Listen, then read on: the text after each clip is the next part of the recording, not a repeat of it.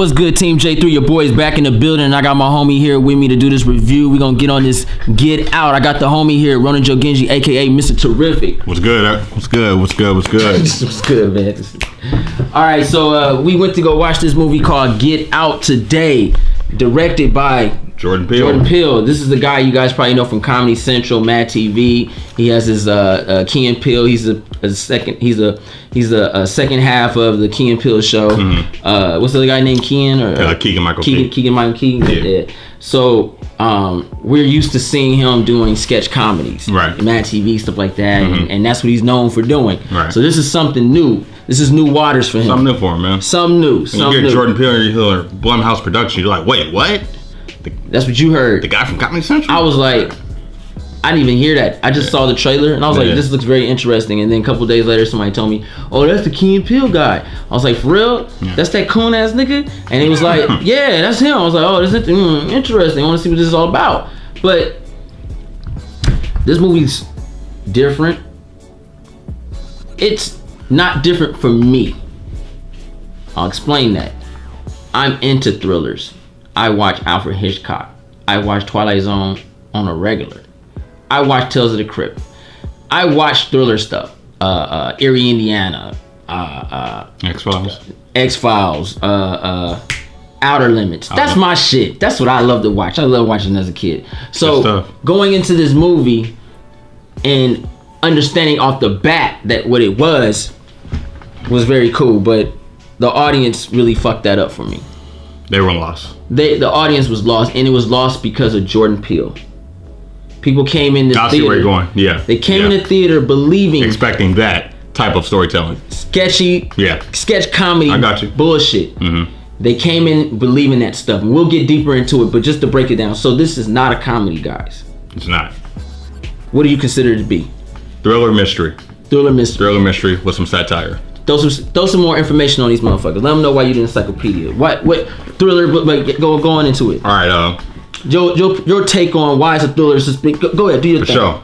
Get Out. The reason this movie I found it intriguing and interesting was that it really exposes those cliches and stereotypes and those things that you would expect to see in a horror thriller genre. But it's far from that. It's more thriller mystery in the sense that the characters are telling a story and there's an underlying undertone to what's happening.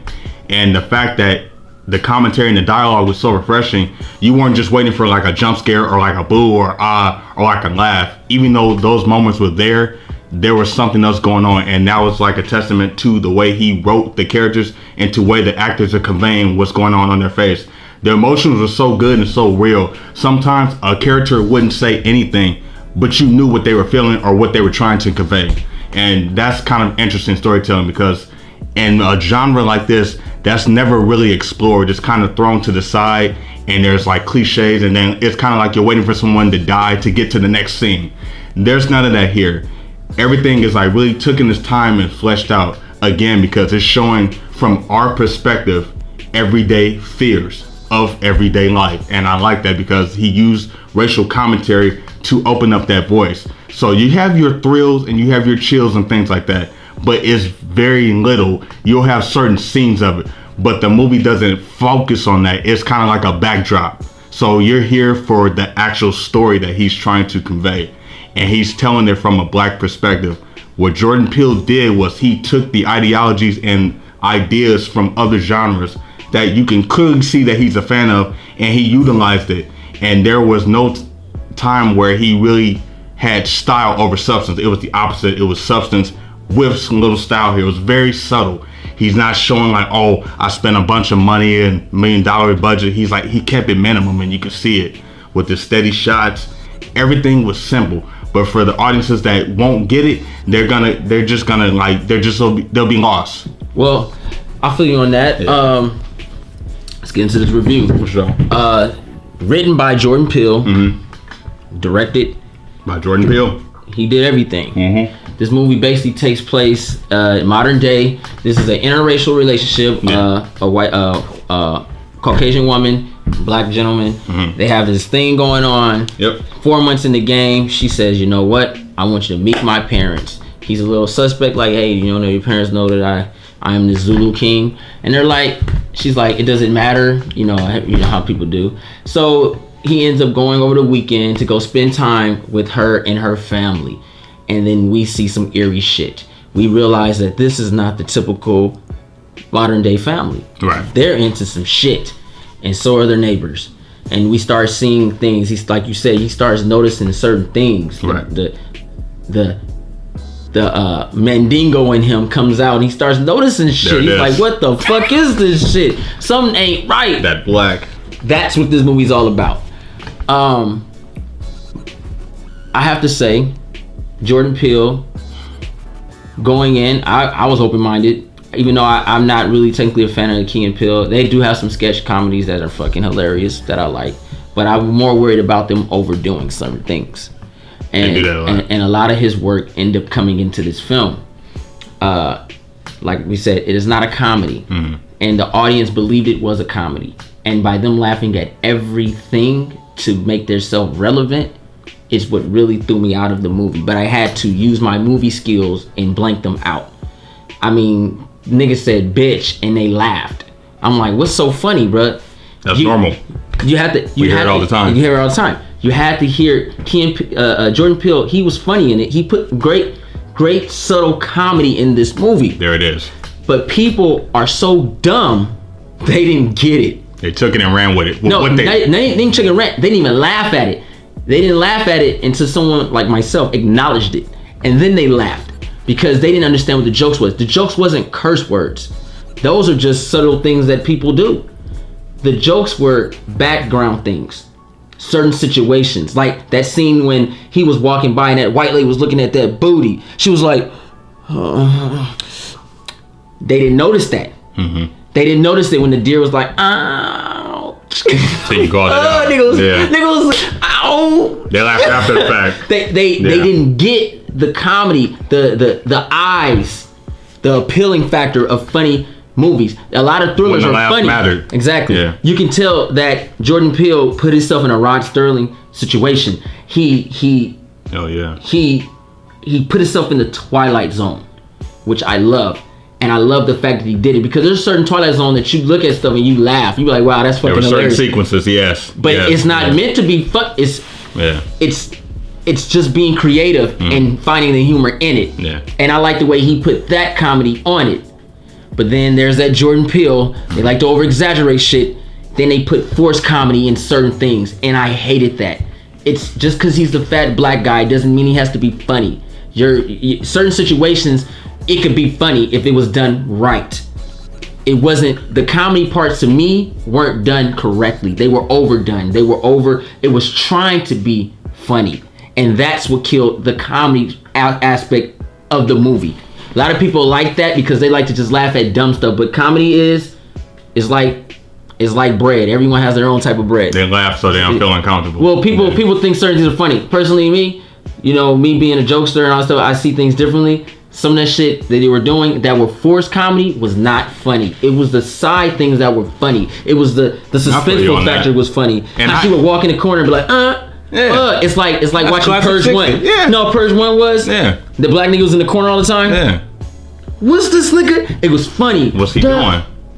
It was certain things like that. You're paying attention to what they're doing. Like, exactly. Again, like sometimes they wouldn't be saying anything. So I love stuff like that. That's like throwback stuff. Yeah. But also what you said about the forced comedy. Even the stuff where the guy was supposed to be a comic relief, I really didn't find it funny, but I related to what he was saying. He was saying real stuff, but it wasn't meant to be funny. It was meant to like, wake up. There's something not right. And I told you from minute one. Yeah. I was warning you. So he was just saying normal everyday stuff. And true. So I don't feel like it was funny, but I understood what he was saying. But it wasn't a joke. But it was. We knew that. To me, that guy was the comedy relief. He was supposed to be. No, he was, because everyone laughed at his jokes, but me. I didn't laugh. I was like, this is not funny. I know where you come from. He was, if he had did it right, kind of like how... We're talking in third person, yeah. The audience basically laughed at the guy that was supposed to be that void and was supposed to be that voice, but he wasn't. He was just saying... Nah, that's not what I'm saying at all. I'm talking about his friend, the guy at TSA. Yeah, security guard. He was the comedy relief. Everything he was saying was a joke, but it was that Key and Peele joke, which was whack. It wasn't funny. It was like, your homie is hurt. Yeah. And the way he's presenting it, it's supposed to be funny, but he did it wrong. He did it like a Kevin Hart. Oh, you're saying he's supposed to be funny? He's supposed to be funny, Because I didn't find it funny though, but I relate to You what know why saying. you didn't find it funny? Because he didn't deliver. He didn't deliver it. It's like a rapper who can write bars but can't rap it. Mm-hmm. That's exactly what happened. He was not in the position to tell the jokes right. If you had someone kind of like, if you guys watch Breaking Bad, and you remember that it was closer to the end season when Lavelle Crawford was there. He was I can't remember his name. Mike. You remember Mike and the lawyer? What's his name? Saul. Saul, season 3. Season season 4. Season 4. Yeah. Saul. They were there and they showed. It was like where's Jesse? And he was like, oh, we killed Jesse. And they just basically took some knives and shit. And he was like, oh man, I didn't know y'all was gonna kill him. But it was funny the way he did it because it was serious. Yeah. But it's Lavelle Crawford. It's not what you say, it's how you say it. And this guy, his personality really says this guy, he was just made to be funny, but he wasn't funny. I feel like if they had used it right, it would have been a better movie on that note, on a comedy's perspective, because you need a comedy relief. You need somebody to let the tension down and pop tension at you. That is true, especially in this kind of in this type of movie. Yeah. But he just didn't do it for me. He was really annoying. Like I was like, take this fat nigga off the camera. I'm tired of seeing him. He's not funny. And everyone's laughing, but they just laughing to be laughing. They're laughing. Yeah. Most of them niggas were turned up, drunk. I had bottles falling. This is what it is. We at the Magic, y'all. And they were just laughing for no reason. Yep. But later on throughout the movie, they start realizing like, hey, this is not a comedy. This is not a comedy. You can hear it in the commentary with the noise. Yeah, they start paying attention. This is a suspense. Halfway through the film, they caught on. Yeah. It's like, man, for the most part. Funny. Yeah. Fuck. Because I know a lot of people say, it wasn't even that funny, yo. It's not a comedy. It's like watching Atlanta. Everyone says this is a comedy. It's not a comedy. It just has funny things. It's a drama. Which I like that what Jordan Peele put in that. I love that. I love that, yeah. He put things in it that potentially are funny. There's a lot of stuff that's funny. Yeah. I didn't even really focus on that stuff though. Again, like I like the way he told the story and just how I liked his directing tactics that he did. Like that was pretty cool. And there's something I did not expect from him. I didn't know he was in this other side of this world of storytelling. So this was kind of cool to me.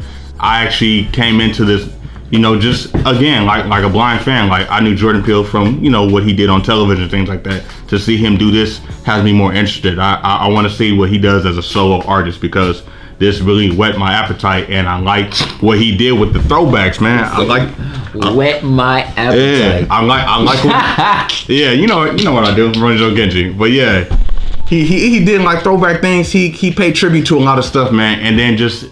Again, he used the racial commentary and he used genres that we like as a backdrop. Yeah. To tell his stuff, man, and it was cool, like from beginning to end.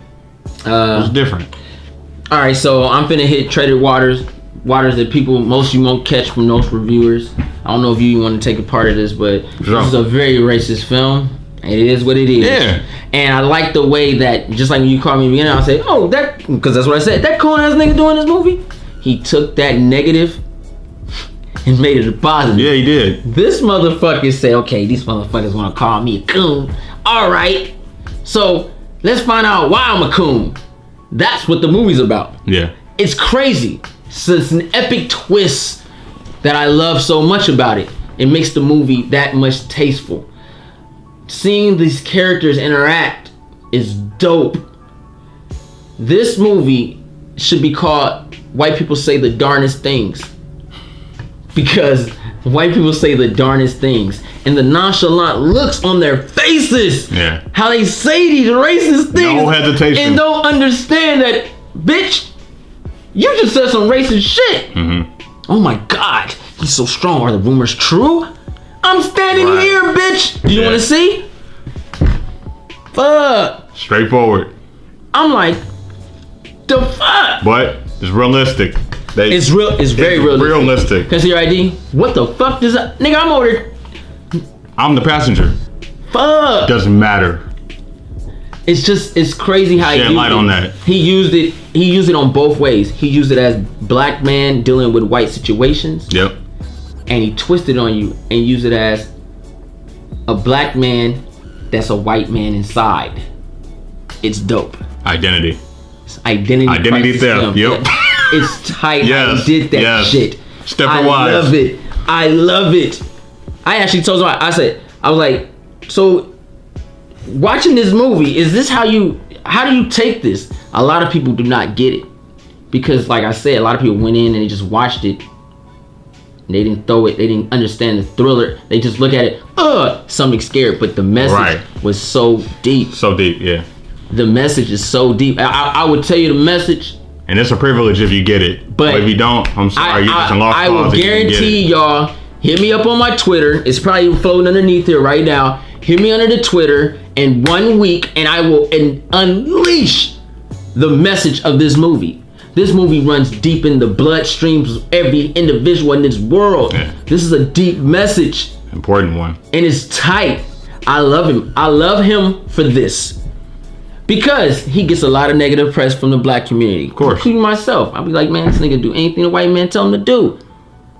Lord, thank God Dave Chappelle's around. He said, I'm not doing this shit. Matter of fact, Dave Chappelle should have been in this movie. There was a scene that I saw Dave Chappelle playing. Oh my God. I saw that scene. I said, nigga, Dave Chappelle would be great right there. Man, it was definitely a wake-up call. This movie, honestly, I'm gonna be real with you. It should have had guest appearances. This would have been that type of movie, but in serious note. But just seeing them there would have been tight. Yeah. Like, oh fuck, that's Dave Chappelle. A little special appearance here. What's up, nigga? They come in. Stuff like that would have been funny, bro. Like it would have just been funny. Oh shit. Man, yeah. But it would have worked though. It would have worked. Relevant. It would have worked. Yes. I think it should have had more. Again, that was humor where it would have been natural. It would have been aesthetic. It wouldn't have been forced when you had comedic talent like that in there. But they would still be playing a role, right, putting a message across. So I do like that. Yeah, it would have been. It would have showed more of everybody involved. Kind of like a comedians turned actors coming together for a good cause. Yeah, again, to show that underlying message, and it would get across because these guys know how to show those natural emotions. So that would be kind of interesting though. There was another part. You know, I like the fact that he showed a lot of filmmakers, writers. They never show. Well, I ain't gonna lie, George Lucas showed it, but in Star Wars with Mace Windu, it's this thing that's called nigga instinct. He allowed to show it. Oh my gosh, he hit it. He showed it. Some people say, oh my God, why would you use that word? Yeah, I'm using that word, nigga. Because it's been throughout history. He was able to overcome situations, not just him, just black people in general in this. Yeah. No matter how strong a will is, it could be broken. And I love the way he showed it. He showed this man overcome this situation. And he did it in such a tasteful way. There's a lot of praise in this movie. And he stayed calm too when doing it. Yeah, he didn't overdo it. He showed it. It was crazy how they did it. And I liked it. Yeah. I like it. He did it very subtle. Guys? Mikey likes it. He really likes it. I like it. That subtle body language. The body language is on point throughout this movie. Like, just reference, look in their eyes. Just pay attention to their eyes. And it's crazy. He hired niggas with bubble eyes. Everybody had bubble eyes. Did you notice this shit? Yes. They all had bubble eyes. Yep. Look into the eyes, y'all. I'm telling you, everyone had bubble eyes. It's the little details that matter. Everybody had bubble eyes. It was. If you look into their eyes, you understand them. You feel them. You see what's going on. It's like they were talking to you. Not to toot my own horn, but I figured this movie out 30 minutes in. I knew. I figured the movie out. I told you guys, I watch these type of movies, these shows. I love this shit, psycho and shit. I like suspenseful stuff. So I got it. I understood where the movie was going, and I understood the backdrop of it, how it potentially could end. I didn't get the last bit until it hit. Then I said, boom, that's the rest of the movie. So I got most of the movie, but that last scene, I was like, pay attention to all detail.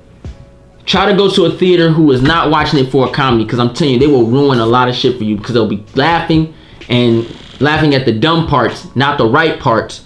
It's crazy. You could tell he does comedy, even though his comedy is really not all mine. But his comedy level was, he allowed funny things to happen and keep it quiet so you can laugh. And they give you time to get back into what's and really give you happening. time to get back into it. But a lot of people didn't understand that. Yeah. They were quiet when you were supposed to be laughing. Right. That deer was comedy. Oh, he kept doing it. It was quiet so you can laugh because you're supposed to feel that deer. Bow, ouch. Yeah. The deer said, ouch. Like, you have to understand that type of comedy. But they didn't. They were laughing at bitch. Yeah. Why are you laughing at bitch? Stereotypical. But you've heard it before. You heard it before. They were laughing at the wrong stuff. They wasn't, because he'll tell those type of, he'll say like, I'm just giving a reference, like, bitch, what's my name? And then they'll be laughing, but he's telling the story after that sentence. He's telling you detail. My man, what's going on, brother? How you doing, man? I love to travel around the world, man. I've seen so many things, man. You'd be surprised how many black people. I don't offend you right there. Etc. They're still laughing throughout the dialogue. Telling you what the movie's about. Right. Stuff like that. And they're still laughing. You gotta pay attention. The audience is not a comedy. Funny things happen in horror movies that we laugh at. Halloween for once. For one, Halloween is hilarious. If you ever Mike Myers is popping up, my nigga, it's funny in general. Where the fuck did he come from? He's a cheater. And it's funny, and then the cheesiness, Chucky, man. If y'all ain't laughing at Chucky, I don't know what y'all laughing at. But when old girl from Seven Heaven said she opened the box and the batteries rolled out, comedy, nigga. I said, wow, nigga, the batteries are sitting right there. Under the couch. Oh, and he rolled. Yeah. He was gone. That shit was funny, right? Oh, he was rolling in that. How you get on that couch? I never got over that voodoo doll, nigga. Why would you make a voodoo doll yourself? Charles Lee Ray. He gonna break his arm. But anyway, and I did see that Jim Kelly shit. That shit was tight, bro. I was watching that. Hey, that shit was tight. That shit was tight, man. Like Bill Jones. He was like, all this action. Get in the kitchen and do them dishes. Done. They're done. See, it wasn't meant to be funny. Right. But this shit is funny. Yeah. It's just funny. Yeah. That's that Jim Kelly life, man. Get on that. It's just funny. Right.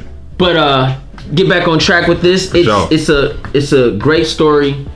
I didn't see any dull parts of the movie because if you paid attention, you'll understand where he was going. The problem where people might say is dull parts, or because I heard this guy, he was telling us, he was like, yeah, it was kind of slow some part. And the reason why is because you were laughing at the wrong part. Right. If you had stopped laughing at the wrong part, you would have heard the detail, saw the scenery, because the cinematography is on point. This nigga, he really, like, you can honestly close your ears and watch the movie. Like, that's good stuff. We did that. We actually tuned a lot of people out. I tuned them out. We went into that movie like you said. I had to because they were laughing. I like what you said. It was like, man, damn, you're laughing and this is not funny, bro. But if you pay attention, because it's very interesting. It is. It's very interesting. It keeps you going the whole time. Yeah. It's some real shit. And you can honestly like kind of tune out and just watch what he does and camera angles and how he looks, and you can actually feel like you're in the movie, which I thought was great. Besides everybody having bubble eyes, that was tight. Yeah. They all have bubble eyes. Y'all look in their eyes, y'all. Yeah. What about you? You got some negatives, G? Sound like comic book guy. Go ahead, man. What you trying to think? I wish there was a little bit more to the climactic ending that was supposed to be climactic, but I guess because of the era he was going for, I guess they had those bleak endings where, remember how in the old days where a movie would just end? Yeah, and it was like kind of, the hero gets the girl or something, he's driving out to the sunset, but it was reversed. But I just figured that there was going to be a little bit more. Because of me being a genre fan, I was expecting just one more thing towards the end, that final punch, and it just kind of ends. So I was kind of conflicted, like, is he going to do some little horror trope, or is he going to give a little message to end the movie off with? Yeah, I feel you on that. Yeah. Kind of like on what is it? Boys in the Hood. At the end of it, they show you right what happens. Now that's where the last laugh should have happened. Matter of fact, that would have been epic. Yeah. If that right there, just freaking 10 seconds of when it said get out, and then shows Chris blah blah blah blah blah blah blah blah. Yeah. Spent 10 years in blah blah blah. Something. Blah, blah, blah. Yeah. That would have been funny. Like, oh, this thing was a joke. You're right. And then, so we got some type of closure on where they are. Laugh like it needed closure. Yeah. It needed something. Closure. It kind of ended. It was like a bleak ending. Which was satisfying, cool, but still more. I needed more. That would have been funny. Because if he just wrote some funny shit Like that would have been hilarious. Where are these characters at now? Finding 20 children, and then he ends up getting face surgery, end up turning white. It would have been just funny. Yeah. Like, it would have been hilarious. Oh, that would have been great. There you That would have go. been funny, bruh. I was expecting something like that. You end up eating 3 people and shit. They made a reference to Charles Manson in there, and like the audience is like so oblivious to what's going on in reality. They didn't even know who Charles Manson was. That's crazy. I was like, they were laughing because of what he said Charles Manson did, but didn't know who Jeffrey Dahmer they referenced too. Yeah, well, is it Jeffrey Dahmer or Charles Manson? Jeffrey It was Dahmer. both of them, wasn't it? Yeah. No, wait, which one is it? Dahmer. It was just Jeffrey Dahmer. Yeah. Sorry, my bad, not Charles Manson. Yeah. Jeffrey Dahmer. They referenced him a lot. Yeah, because he used to fuck little boys, grown men, gay men, and then eat them.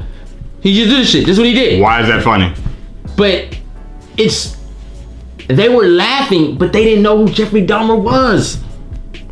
In the show. And that's the problem. The audience exposed themselves. These people, you have to know what's going on. My mom used to, my mom used to do all the time. She says, now, when we get in this store, I know it sounds like, but it's the truth. Don't touch shit and nothing like that. And you stay next to me all the time because you don't want to get kidnapped or snatched up like Jeffrey Dahmer been doing to little boys.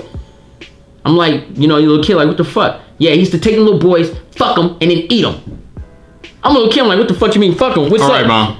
What you talking about? He'll eat your little ass. You know what I'm saying? So you stay with me at all times. Don't you touch them, you stay with me. Anybody talk to you, you basically the moral of the story is don't go with strangers. Straightforward. Jeffrey Dahmer, catch you. He'll eat you. Yeah. And then when I grew up and said, oh shit, he fucks you too. Oh, nah, I'm good. They didn't understand who Jeffrey Dahmer was. Not at all. And that sucked too. There's a lot of stuff he was throwing in that I thought was great. Historical factors, things that go on. Serial killer history. Old time history, just everything. And they just didn't get it. They didn't understand the Twilight Zone references. Yeah. He threw a lot of Twilight Zone, a lot of Alfred Hitchcock in that thing. Oh yeah, he did. He threw a lot of it in there. Stepford Wives, Guess Who's Coming Together? What a dark twist though. He threw a lot of it in there. He threw a lot of racism in it. Yeah. That plantation. That was a plantation, G. He even referenced Jim Crow laws and stuff like that. He went way he went back. deep in it, and I like that, and I thank him for that. But since we can't tell the story, or tell the movie, but I think we hit it though. We hit it. I think we hit the nail on the head. What's your grade, bro? Well, nigga, this is my show. What's your grade? I'm gonna go with a solid B+. B+. Just off the back though, the writing directing was really intriguing. I would watch this again definitely because I like what it is. I hope to see more writing director efforts from Jordan Peele. I think he's on to something because he showed me that he's a fan of the genre. I was not expecting this, so I learned something new about him through this movie. Can't wait to see what else he has in store because this is a nice jump off. B+.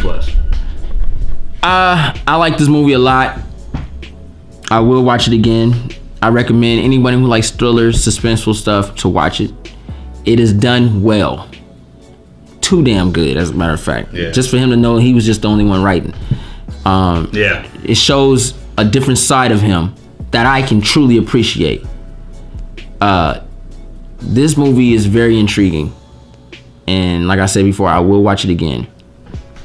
I'm gonna give the movie, because I am a fan of this, and he did it in such a modern day way that it was very, very good, and I really, really liked it. I liked it a lot.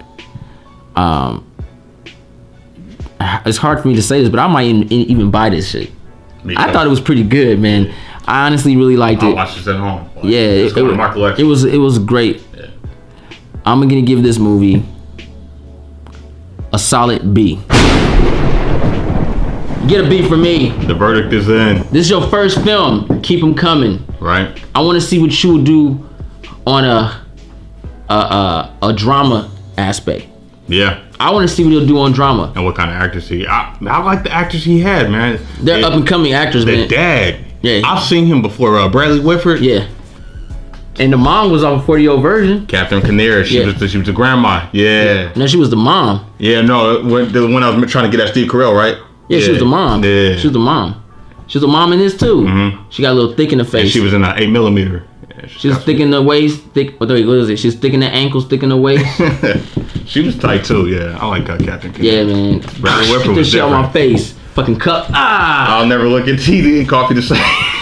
I'm good. Water. And I would tell you one thing though. I did like, as far as the audience, when shit hit the fan, the audience was engaged. Yeah. And it made it better. It's once they died down and realized it wasn't a comedy. Yeah. And they realized what the kind of movie was, and then shit started hitting the fan, and they started getting engaged with it. That's what made it better. On that note. But at first, man, it was a lot of people just laughing for no. That first 30 minutes was like, bruh, shut up. That the dude next to me just kept laughing. I'm like, nigga, this is not funny. What is this shit? And it's funny because it's funny because it was quiet, and he did some funny shit, and I laughed, and I was like, now that's funny. Yeah. And I pointed. like everybody started laughing. It was just that's what it was. It was funny. I like the opening scene though. Yeah. That was some real stuff. Yeah, that was tight. That was tight. It was a good movie, man. Lost in the Suburbs. Just a quick U-turn. He's gonna walk the other way. He's gonna walk this other way. But it was a great movie. Okay. Yeah. I say kids can watch this low key. If you don't mind your children hearing a couple cuss words and being exploited to actually reality, I say children can watch this. I wouldn't mind showing my daughter. She probably wouldn't watch it because she'd be like, it's scary. But my mind's working right now. No, I'm glad you opened up that little segue though. I just wanted to say with Jordan Peele, you know how you have those great actor-director duo collaborators? I want to see him work with Lakeith Stanfield again. Okay. I like this little mini role. He added a lot to it for the time that he was on screen. He's a good actor, man. I would like to see him and Peele work together again. Hopefully he writes something interesting for him again because I think it's a good team duo there. He should direct an episode of direct and write an episode with Donald Glover on Atlanta. I want to see that. Oh, that'd be awesome. I want to see what that. that is. I want to see that. I want to see that. I think those two guys, Jordan Peele is very creative. I'm just really thinking about it. Like he really showed his strength in this movie. Like, yeah, he really, I was engaged, man. Like, and like J3 said, man, I can't even stress that. I'm glad you said that. Like, we really tuned the audience out. I was really watching, just trying to grasp everything I could and get everything, and I did. And it was satisfying. You know? It was at a point I was like, nigga, I sat in the wrong spot. These niggas. We was right in that dead center. Like, damn, they was on 11 for no reason. It really wasn't even them in the back. It was nigga next to me. That dude. He was laughing. Him and his girl. I know what they're about. They were laughing at the right shit. Yeah. It was this nigga right here. Man, I was like, damn, man, stop laughing, bruh. We made him uncomfortable. That's what it was. Oh, he got really. Couldn't fit. Yeah, of course. We know what it is. I was like, man, when I know. I was surprised you say that to him. I mean, I understood because I understood where people was coming. Yeah. You know what I'm saying? They were coming to. They thought it was a comedy. They thought it was going to be a sketch comedy, and it's not. Yeah. It's not. And I'm glad that he did it like that. But I would have put the ending. I would have put some funny shit at the end though. Like that very end, that last 10 minutes, wrote some funny shit. That's what you expect. Nigga turned to a robot and then I would have been funny. But that was some good stuff. B+ for him, solid B for me. Yeah. Great movie. Go watch it. Please racist. Go watch it. It's crazy how he twists his racism. He twists his negativity towards himself. Because I know he gets it.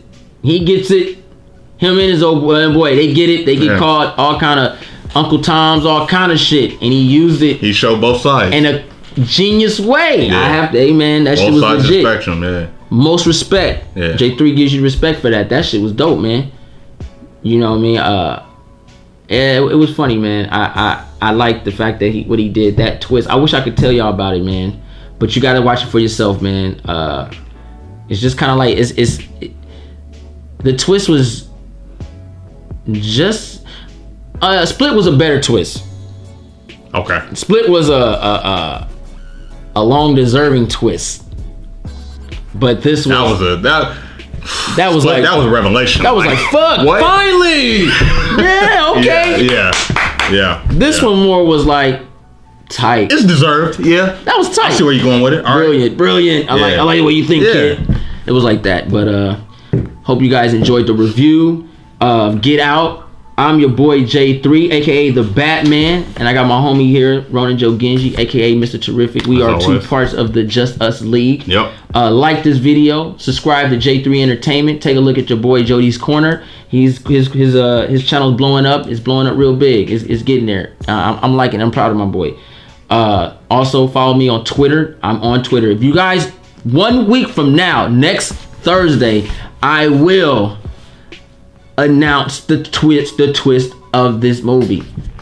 If you want me to, I will. If you want me to, you're gonna write in my Twitter, and I will send you a private message. Because I don't want to ruin. That's a good way to do it. Yeah. Well, no, you know what? Because stuff gets destroyed on Twitter all the time. You have a private message. Yeah.